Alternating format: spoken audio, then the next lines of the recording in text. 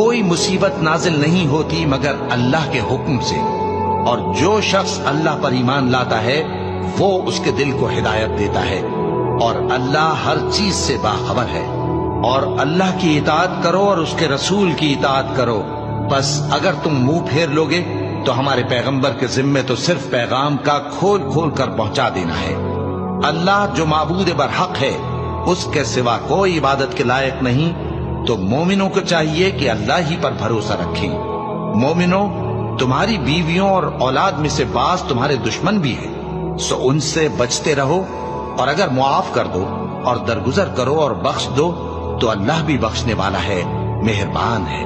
تمہارا مال اور تمہاری اولاد تو آزمائش ہے، اور اللہ کے ہاں بڑا اجر ہے، سو جہاں تک ہو سکے اللہ سے ڈرو اور اس کے احکام کو سنو